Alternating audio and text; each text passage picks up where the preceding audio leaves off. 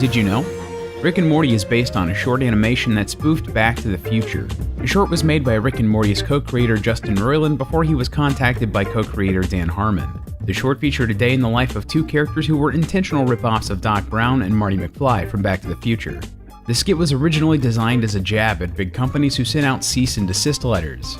Roiland stated on his website, "I had nothing to lose, and my original intention was to call this Back to the Future, the new official Universal Studios cartoon featuring the new Doc Brown and Marty McFly, and then I'd just sit back and wait for the letter from their lawyers to arrive. It's actually why it's so filthy. I was just looking to troll a big studio." The desire to troll big corporations came from an earlier project by Roiland for the website Channel 101. In 2005, Roiland's show House of Cosby's debuted, which followed a man who creates dozens of Bill Cosby clones from one of the actor's hairs. Because the show used Cosby's name and likeness so prominently, it attracted the attention of Cosby's lawyers. Cosby's representatives sent Roiland and Channel 101's admin Dan Harmon a cease and desist order, which effectively ended the series. Although only 4 episodes were officially made before the cease and desist, an unofficial 5th episode was produced where Cosby's lawyer performed sexual acts on Bill Cosby.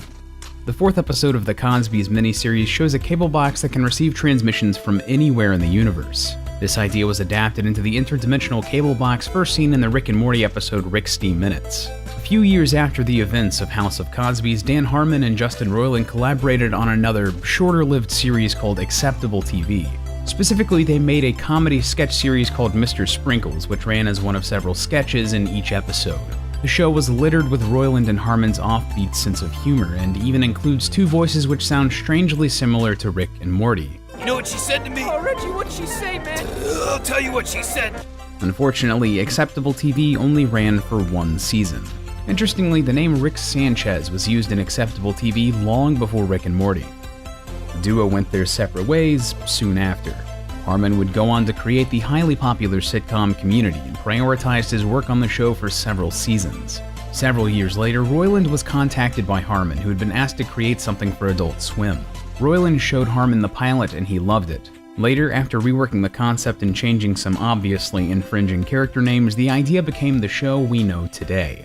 One question that creators are often asked relates to the origin of the theme song and the scene shown in the opening sequence. In an interview with the website TV Over Mind, Roiland said that while planning the theme song with composer Ryan Elder, he stumbled upon the idea of combining 2 popular theme songs. He envisioned a mashup between the themes of Doctor Who and the early 2000s science fiction series Farscape, which is evident in the final theme for the show.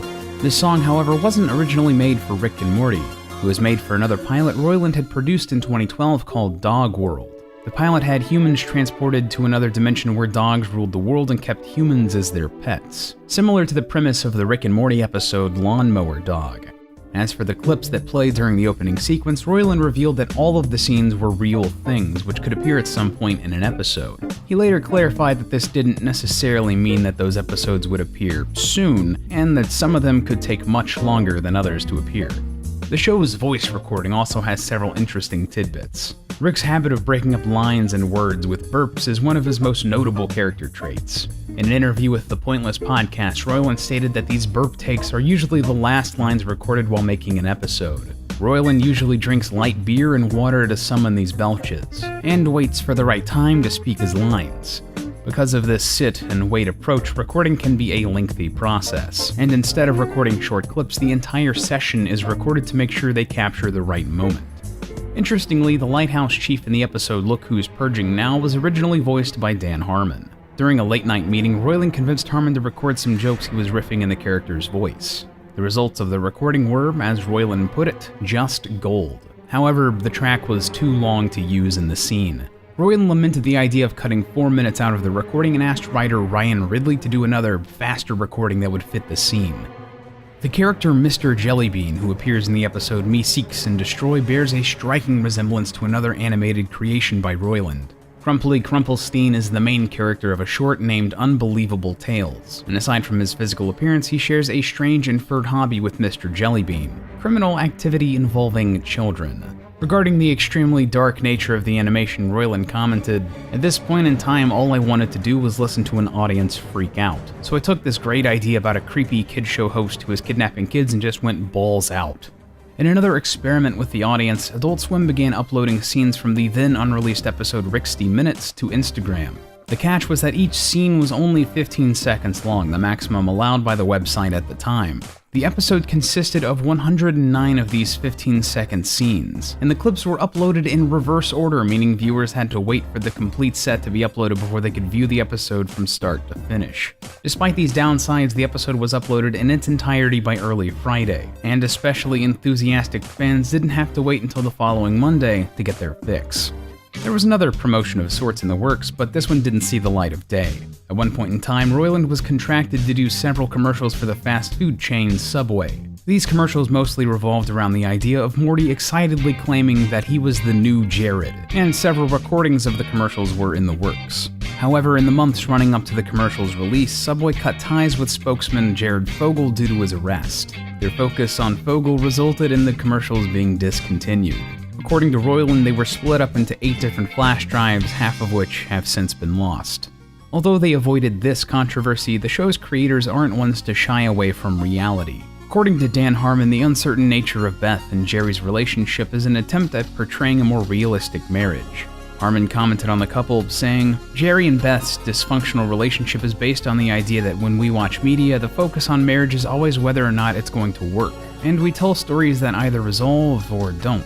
But most people in this room, I imagine, grew up with parents who were, and still are, constantly on the brink of divorce." At a San Diego Comic-Con panel in 2015, comedian Brian Quinn recounted a night he spent with Justin Roiland.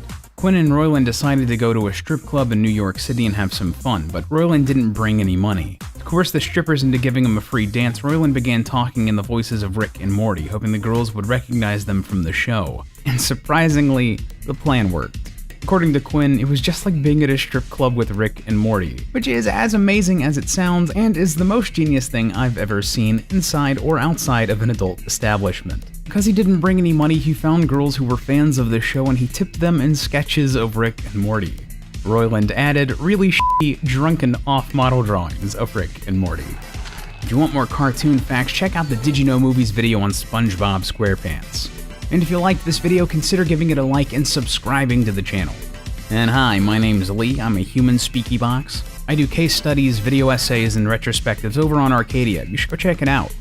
I'm gonna stop talking now.